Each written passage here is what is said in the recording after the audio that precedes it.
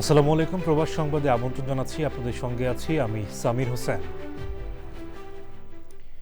শুরুতেই জানিয়ে দিচ্ছি ফ্রেমওয়ার্ক ফাইন্যান্স লিমিটেড প্রবাস সংবাদ শিরোনাম। রাজনীতির ঊর্ধ্বে থেকে ক্রীড়া নৈপুণ্যে দেশকে এগিয়ে নিতে প্রধানমন্ত্রীর আহ্বান। প্রথমবারের মতো খেলোয়াড়দের ক্রীড়া ভাতা ও কার্ড প্রদান।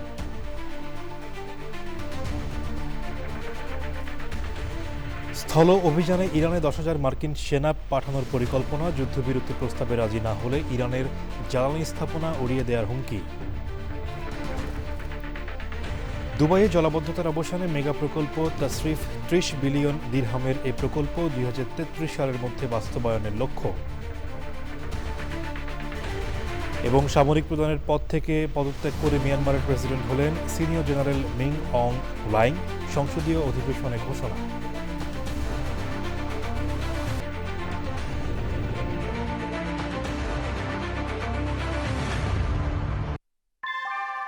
নিউ ইয়র্কে প্রবীণদের কাছে আস্থার নাম অল কাউন্টি হোম কেয়ার। এখানে পাচ্ছেন প্রিয়জনের যত্নে অভিজ্ঞ কেয়ার গিভার। কল করুন 646-444-2266। সংবাদ শিরোনামগুলো জানাচ্ছিলাম। এখনকার সংবাদ আয়োজন একই সঙ্গে চ্যানেল আইয়ের ইউটিউব চ্যানেল এবং চ্যানেল আইয়ের ওটিটি প্ল্যাটফর্ম আই স্ক্রিনে লাইভ স্ট্রিম হচ্ছে। এবার বিস্তারিত। রাজনীতির ঊর্ধ্বে থেকে দেশপ্রেম ও টিম স্পিরিটে ক্রীড়া নৈপুণ্য দেখিয়ে দেশকে এগিয়ে নিতে ক্রীড়াবিদদের প্রতি আহ্বান জানিয়েছেন প্রধানমন্ত্রী তারেক রহমান।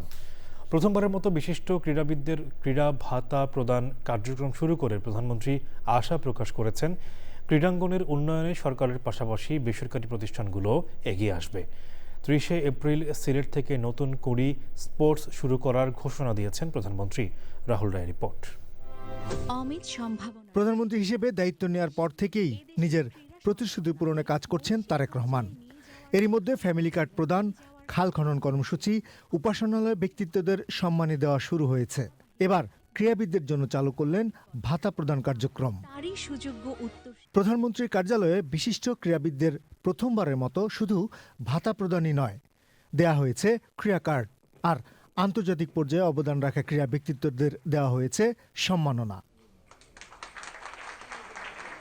দেশের মুখ উজ্জ্বল করা ক্রীড়াবিদদের পাশে সরকার সব সময় থাকবে বলে প্রতিশ্রুতি দিয়েছেন প্রধানমন্ত্রী। খেলাধুলাকে পেশা হিসেবে নিয়ে একজন খেলোয়াড় যাতে অর্থনৈতিকভাবে অনিশ্চয়তার মধ্যে না থাকেন, সে লক্ষ্যেই কিন্তু বর্তমান সরকার খেলোয়াড়দেরকে ধারাবাহিকভাবে আমরা যে একটা সুনির্দিষ্ট নীতিমালার ভিত্তিতে আমরা একটা সম্মানী কাঠামোর আওতায় আনার কাজটি বাস্তবায়ন আজকে শুরু করেছি। শুধু যে ক্রিকেট বা ফুটবল তা না, এর পাশাপাশি অন্য খেলাগুলোকেও আমরা সামনে এগিয়ে নিতে চাই। আশা করব বেসরকারি যে প্রতিষ্ঠানগুলো আছে তারাও সরকারের পাশাপাশি এগিয়ে আসবেন আমাদের খেলোয়াড়দেরকে বিশ্বের দরবারে তুলে ধরার জন্য।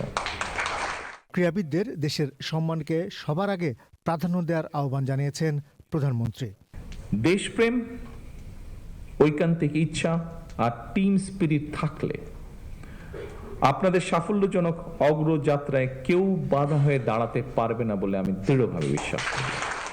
পেশাদার খেলোয়াড়ি জীবনে আপনারা কোনো রাজনৈতিক দল বা গোষ্ঠীর প্রতিনিধি নন বা হবেন না দয়া করে,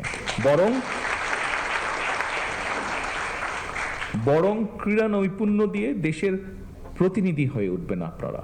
ক্রীড়া প্রতিভা অন্বেষণে নতুন কুড়ি স্পোর্টস শুরুর ঘোষণা দেন প্রধানমন্ত্রী।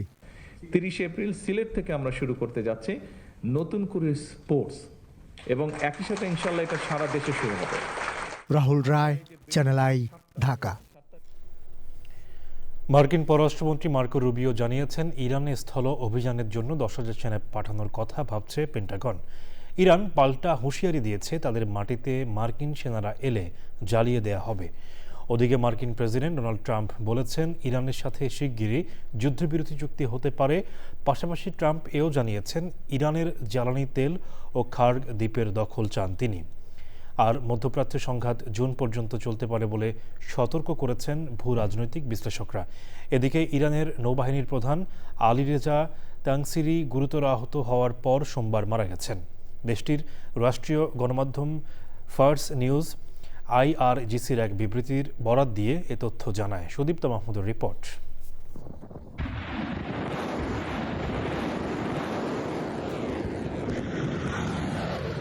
যুক্তরাজ্যের সংবাদ মাধ্যম দ্য ইন্ডিপেন্ডেন্টের তথ্য অনুযায়ী পারস্য উপসাগরের বিভিন্ন মার্কিন ঘাঁটিতে রয়েছে 50,000 সেনা।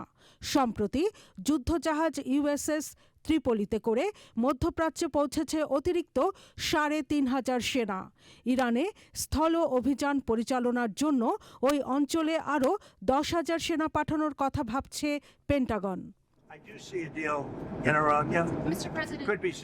স্থল অভিযানের তোড়জোড়ের মধ্যে মার্কিন প্রেসিডেন্ট ডোনাল্ড ট্রাম্প বারবারই দাবি করছেন ইরানের সঙ্গে আলোচনার কথা। এবার জানিয়েছেন পাকিস্তানের দূতদের মাধ্যমে যুক্তরাষ্ট্র ও ইরানের পরোক্ষ আলোচনা এগোচ্ছে, শিগগিরই হতে পারে চুক্তি।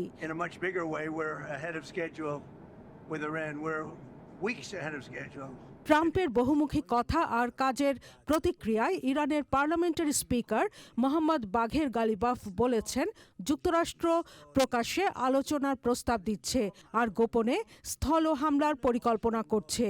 তিনি হুঁশিয়ার করে বলেছেন, মার্কিন স্থল সেনাদের অপেক্ষায় আছেন তারা, সেনারা আসলেই জ্বালিয়ে দেওয়া হবে।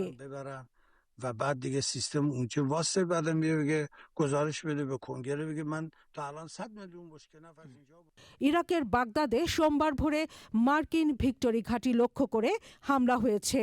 একটি ড্রোন ঘাঁটিতে আঘাত এনেছে বলে জানিয়েছে ইরাকের নিরাপত্তা সূত্রগুলো। ইরানের সঙ্গে যুদ্ধ চলার মধ্যেই সামরিক খাতে বরাদ্দ বাড়িয়ে বাজেট পাশ করেছে ইসরায়েলের পার্লামেন্ট নেসেট। তেহরানের পর ইরানের ইস্পাহান শহরের একটি বিশ্ববিদ্যালয়ে বিমান হামলা চালিয়েছে যুক্তরাষ্ট্র ও ইসরায়েল। ওসমা বান্দান গ্রামে একটি আবাসিক এলাকায় হামলায় নিহত হয়েছেন 6 জন। ইরান যুদ্ধ ও অভিবাসন বিরোধী নীতিসহ বিভিন্ন ইস্যুতে যুক্তরাষ্ট্রসহ বিভিন্ন দেশে ট্রাম্প বিরোধী বিক্ষোভ চলছে। বিক্ষোভে অংশ নিচ্ছেন লাখো মানুষ। Sudipta Mahmud, channel I. Washington থেকে ক্যালিফোর্নিয়া, ট্রাম্প বিরোধী নো কিংস বিক্ষোভে উত্তাল আমেরিকা। শুধু যুক্তরাষ্ট্রই নয়, অনেক দেশে ছড়িয়ে পড়া আন্দোলনের অংশ নিয়েছে লাখ লাখ মানুষ, যার মাধ্যমে আমেরিকা দেখেছে এক নজিরবিহীন দৃশ্য। নেতৃত্বহীন এই আন্দোলনে যেমন রয়েছে শক্তি, তেমনি দুর্বলতা।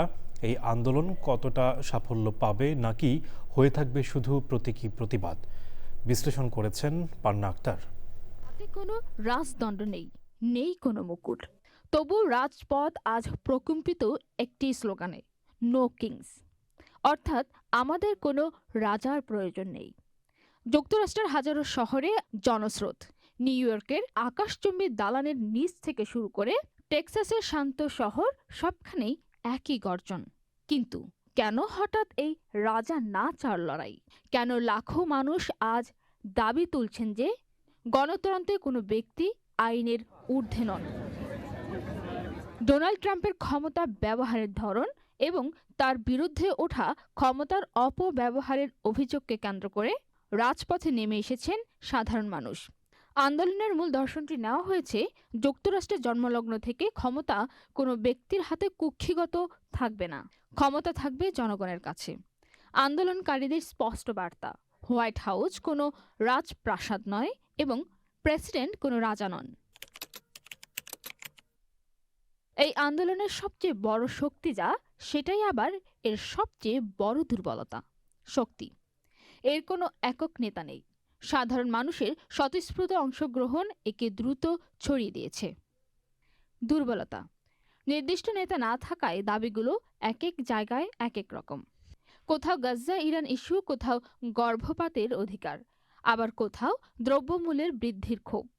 বিশেষজ্ঞদের প্রশ্ন, যখন হাজারো দাবি এক হয়ে যায়, তখন কি মূল লক্ষ্যটি হারিয়ে যায়? সরকার যদি আজ আলোচনার টেবিলে বসতে চায়, তবে কথা বলবে কার সাথে? হোয়াইট হাউস এই আন্দোলনকে পাত্তাই দিচ্ছে না। তাদের দাবি এটি শুধু রাজনৈতিক নাটক ও অ্যাক্টিভিস্টদের অতিরঞ্জিত প্রতিক্রিয়া। রয়টার্স ও গার্ডিয়ানের মতে, সরকার দাবি মানার বদলে আন্দোলনকে ছোট করে দেখানো এবং নিয়ন্ত্রণে রাখার কৌশল নিয়েছে। রাজপথে লাখো মানুষ থাকলেও নীতি নির্ধারণী পরিবর্তনের কোনো লক্ষণ নেই। 1. উত্তেজনা বাড়লে দেশজুড়ে সংঘাত ও সামাজিক বিভাজন চরম আকারে নিতে পারে। 2. যদি দ্রুত কোনো দৃশ্যমান ফলাফল না আসে তবে দীর্ঘদিনের এই ক্লান্তি আন্দোলনকে স্তিমিত করে দিতে পারে। লাখো মানুষকে এক সুতোয় গাঁথা নিঃসন্দেহে এক বিশাল সাফল্য, কিন্তু প্রশ্ন রয়েই যায়, এই জনস্রোত কি কেবলই একটি প্রতীকী প্রতিবাদ হয়ে থাকবে, নাকি মার্কিন রাজনীতিতে বড় কোনো পরিবর্তনের ঢেউ তুলবে? নো কিংস কি শেষ পর্যন্ত আমেরিকার রাজনীতিতে সত্যিই কোনো পরিবর্তন আনতে পারবে? সময়ের কাছেই রয়েছে সব উত্তর। পান্না আক্তার, চ্যানেল আই। প্রকৃতির খামখেয়ালিপনা আর জলবায়ু পরিবর্তনে মরু শহর দুবাইয়ে এখন বৃষ্টির চিরচেনা রূপ বদলেছে। পরিবর্তিত পরিস্থিতি মোকাবেলায় সর্বাত্মক প্রস্তুতি নিয়েছে সংযুক্ত আরব আমিরাত। 2033 সালের মধ্যে 30 বিলিয়ন দিরহামের মেগা প্রকল্প তাসরিফ বাস্তবায়নের মাধ্যমে জলাবদ্ধতা নির্মূলে বিশ্বকে তাক লাগিয়ে দিতে চায় মরু প্রশাসন। সংযুক্ত আরব আমিরাত থেকে পাঠানো তথ্য ও ভিডিওতে সুব্রত গাইনের রিপোর্ট। এক সময়ের শুষ্ক তপ্ত মরুভূমি এখন জলবায়ু পরিবর্তনের এক নতুন বাস্তবতার মুখোমুখি। গত কয়েক বছরে আমিরাতের আকাশে মেঘের ঘনঘটা আর অঝোরে বৃষ্টিপাত বদলে দিয়েছে স্বাভাবিক জনজীবন। তবে এই চ্যালেঞ্জকে সুযোগে পরিণত করতে বদ্ধপরিকর দুবাই প্রশাসন।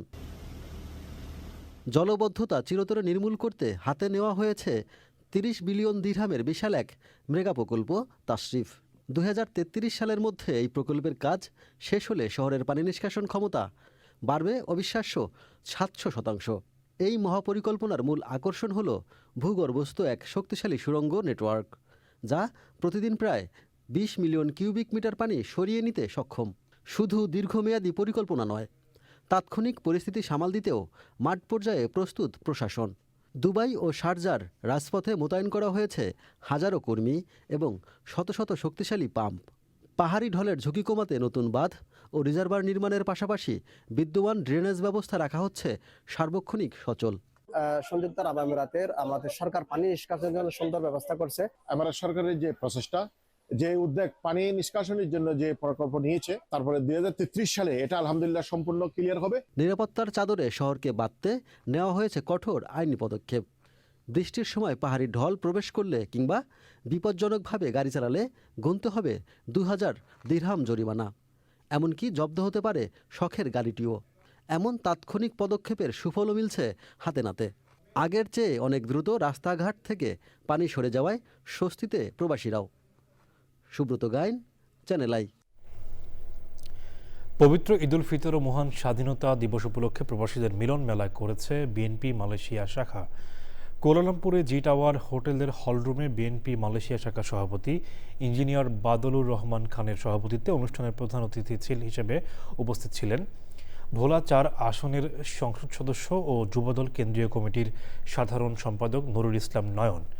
অনুষ্ঠানে বক্তৃতা করেন মালয়েশিয়া বিএনপি সহ সাধারণ সম্পাদক মোহাম্মদ কাজী সালাউদ্দিন, সহসভাপতি ডক্টর এস.এম. রহমান তনু, যুগ্ম সাধারণ সম্পাদক ডক্টর অলিউল্লাহ জাহিদ, যুবদল সভাপতি মোহাম্মদ জসিমউদ্দিন ও অন্যরা।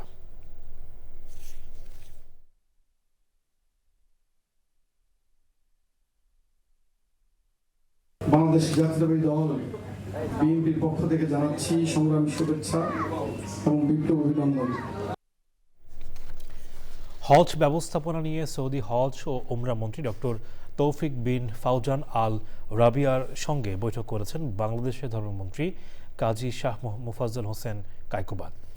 হজ ব্যবস্থাপনায় বাংলাদেশের ধর্ম মন্ত্রণালয়ের প্রস্তুতি এবং সৌদি হজ ও ওমরা মন্ত্রণালয়ের সহযোগিতা এবং করণীয় নিয়ে বৈঠকে আলোচনা হয়েছে। বৈঠকে বাংলাদেশের ধর্ম সচিব মুন্সি আলাউদ্দিন আল আজাদ, হজ বিষয়ক কাউন্সিলর কামরুল ইসলাম সহ ঊর্ধ্বতন কর্মকর্তারা ছিলেন। এর আগে ধর্মমন্ত্রী অনুষ্ঠানে পৌঁছালে সৌদি ওমরা মন্ত্রী তাকে স্বাগত জানান। এছাড়াও মদিনায় উদ্বোধন করা হয়েছে 3 দিনব্যাপী হজ ও ওমরা মেলা।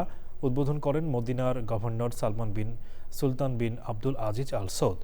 উদ্বোধন অনুষ্ঠানে যোগ দেন বাংলাদেশ সহ 90টি দেশের ধর্মমন্ত্রী ও প্রতিনিধিরা। সামরিক প্রধানের পদ থেকে পদত্যাগ করে মিয়ানমার প্রেসিডেন্ট হিসেবে মনোনীত হয়েছেন জান্তা প্রধান সিনিয়র জেনারেল মিন অং হ্লাইং। সোমবার সংসদীয় অধিবেশনে এই ঘোষণা আসে। দেশটির রাষ্ট্রীয় গণমাধ্যম জানিয়েছে, রাজধানীর নেপিদোর সামরিক সদর দপ্তরে আয়োজিত এক অনুষ্ঠানে সশস্ত্র বাহিনীর সর্বাধিনায়কের কাছে পদত্যাগপত্র হস্তান্তর করেন। এরপরই তাকে দেশটির প্রেসিডেন্ট হিসেবে মনোনীত করা হয়। মিয়ানমারের আইন অনুযায়ী রাষ্ট্রপতি হতে হলে মিন অং হ্লাইংকে সেনাবাহিনী থেকে পদত্যাগ করতে হতো, তবে পদ ছাড়লেও সামরিক বাহিনীর উপর পূর্ণ কর্তৃত্ব বজায় রাখতে তারই ঘনিষ্ঠ জেনারেল ইয়েউএনকে নিয়োগ দিয়েছেন। 2021 সালে সামরিক অভ্যুত্থানের মাধ্যমে মিয়ানমারের ক্ষমতা দখল করেন মিন অং হ্লাইং। সম্প্রতি অনুষ্ঠিত সংসদীয় নির্বাচনে নিরঙ্কুশ জয় পায় তার দল, যদিও এ নির্বাচনে বেশিরভাগ দল অংশ নেয়নি। তবে সামরিক অভ্যুত্থানের পর থেকে পশ্চিমা বিশ্বের নিষেধাজ্ঞার তালিকায় আছেন তিনি।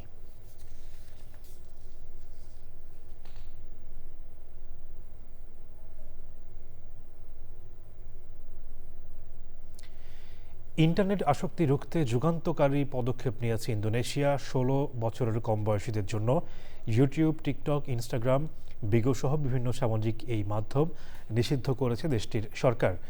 প্রায় 7 কোটি শিশুর ওপর এই নিয়ম ধীরে ধীরে কার্যকর হবে। সংশ্লিষ্টরা বলছেন, শিশুদের ভবিষ্যৎ সুরক্ষায় এই পদক্ষেপ নেওয়া হয়েছে, তবে এতে শিশুদের বিনোদন ও শেখার সুযোগ কমে যেতে পারে বলে অনেকের ধারণা।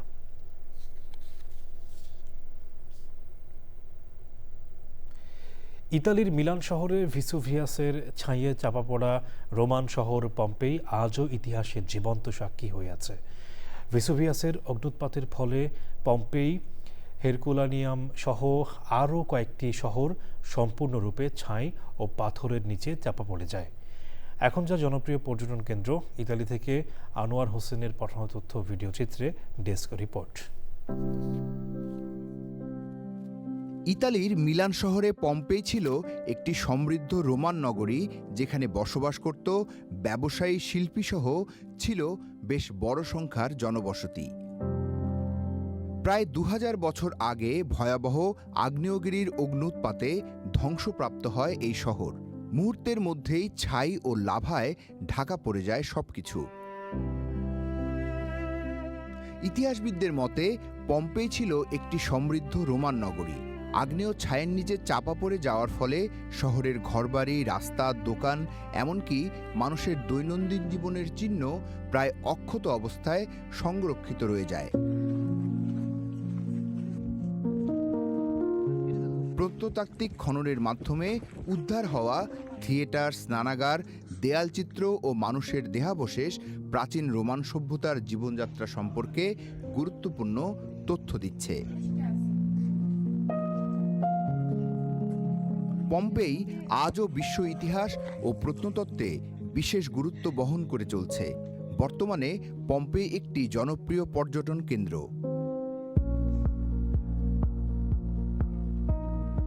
বিশেষজ্ঞরা মনে করছেন, পম্পেই শুধু একটি ধ্বংসপ্রাপ্ত শহর নয়, বরং এটি মানব ইতিহাসের জন্য একটি সতর্কবার্তা, যা প্রকৃতির শক্তির সামনে মানুষের অসহায়তার স্মারক। Desk report, channel I. New ইয়র্কে ঈদ পুনর্মিলনীর আয়োজন করেছে মিরসরাই সমিতি USA। জামাইকায় আয়োজিত অনুষ্ঠানে ছিলেন সংগঠনের সভাপতি আরিফুর রহমান, সাধারণ সম্পাদক আরিফুল হাসান, ঈদ পুনর্মিলনের আহ্বায়ক নাসরিন চৌধুরী ও সদস্য সচিব মরিয়ম হক চৌধুরী। আয়োজনে পরিবারের সদস্যদের নিয়ে অংশ নেন। অনুষ্ঠানে পবিত্র ঈদ নিয়ে আলোচনা অনুষ্ঠান ছাড়াও সঙ্গীত অনুষ্ঠান ছিল উপস্থিত সবার জন্য মনে রাখার মতো।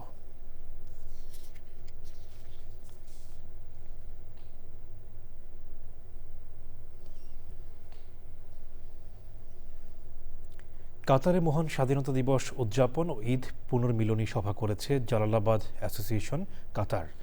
স্থানীয় একটি রেস্টুরেন্টে সংগঠনের সভাপতি মাহবুবুর রহমান চৌধুরী বাবুর সভাপতিত্বে ও রেজাউল করিম রেজুর সঞ্চালনায় অনুষ্ঠানটির সার্বিক তত্ত্বাবধানে ছিলেন সাধারণ সম্পাদক আহমেদ মালেক। আলোচনা সভায় বক্তব্য রাখেন সংগঠনের সিনিয়র সহসভাপতি হাবিবুর রহমান হাবিব, ইঞ্জিনিয়ার ওয়াদুদ, মীর মোশাররফ হোসেন ও অন্যরা। মহান মুক্তিযুদ্ধে 30 লাখ শহীদ এবং যুদ্ধের প্রধান সেনাপতি কর্নেল ওসমানী সহ সিলেট অঞ্চলের প্রখ্যাত ব্যক্তিদের স্মরণে 1 মিনিট নীরবতা পালন করা হয়।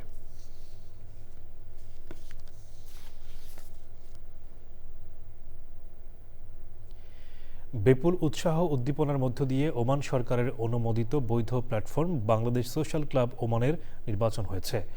প্রায় এক যুগ ক্লাবের কোনো প্রকার নির্বাচন না হওয়ায় বাংলাদেশ সোশ্যাল ক্লাব ওমানের নির্বাচনকে ঘিরে প্রবাসী 1450 ভোটারের মাঝে উৎসাহ উদ্দীপনার কমতি ছিল না। নির্বাচন পরিচালনা করেন মাস্কাট বাংলাদেশ দূতাবাস, সুলতান কাবুস ইউনিভার্সিটি ও ওমানের সমাজ কল্যাণ মন্ত্রণালয় প্রতিনিধিরা। 1995 সালে 171 জন সদস্য নিয়ে যাত্রা শুরু করে Oman Bangladesh social club.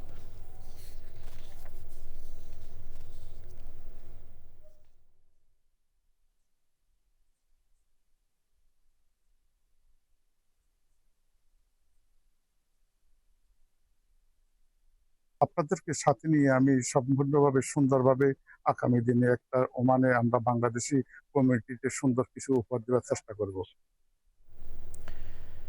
Bangladesh দূতাবাস রোমে যথাযোগ্য মর্যাদায় মহান স্বাধীনতা ও জাতীয় দিবস 2026 উদযাপিত হয়েছে। গুরুত্বপূর্ণ ইতালিয়ান ব্যক্তিবর্গ, বিদেশি রাষ্ট্রদূত ও কূটনীতিকরা ও রোমের জাতিসংঘের 3টি আন্তর্জাতিক সংস্থার শীর্ষ কর্মকর্তা এবং প্রবাসী বাংলাদেশিদের সম্মানে একটি কূটনৈতিক অভ্যর্থনার আয়োজন করা হয়। মহান স্বাধীনতা যুদ্ধে শহীদদের স্মরণ করে রাষ্ট্রদূত বলেন, বর্তমান সরকারের সময়ে সুখী সমৃদ্ধ বাংলাদেশ গড়ার যে নতুন সম্ভাবনা সৃষ্টি হয়েছে। বিশেষ অতিথি ইতালির পররাষ্ট্র মন্ত্রণালয়ের এশিয়া ও ওশেনিয়া ডিভিশনের মহাপরিচালক ও রাষ্ট্রদূত আলেসান্দ্রা স্কিয়াভো বর্তমান সরকারের সাথে ইতালি সরকারের সম্পর্ক আরও দৃঢ় করার অঙ্গীকার ব্যক্ত করেন। সবশেষে ফ্রেমওয়ার্ক ফাইন্যান্স লিমিটেড প্রবাস সংবাদ শিরোনামগুলো জানিয়ে দিচ্ছি আরও একবার। রাজনীতির ঊর্ধ্বে থেকে ক্রীড়া নৈপুণ্যে দেশকে এগিয়ে নিতে প্রধানমন্ত্রীর আহ্বান, প্রথমবারের মতো খেলোয়াড়দের ক্রীড়া ভাতা ও কার্ড প্রদান।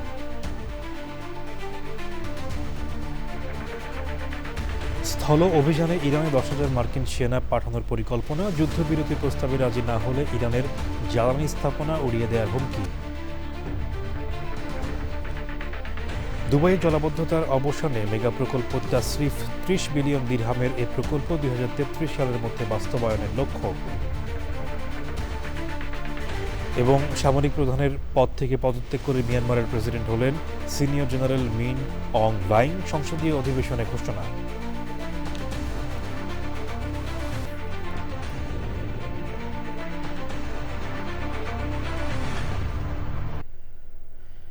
দর্শক, চ্যানেল আই এর সর্বশেষ সংবাদ জানতে ভিজিট করুন চ্যানেল আই অনলাইন.com-এ। যুক্ত থাকুন আমাদের সোশ্যাল মিডিয়া প্ল্যাটফর্মগুলোর সাথে। এই ছিল প্রবাস সংবাদে সাথে থাকার জন্য ধন্যবাদ সবাইকে।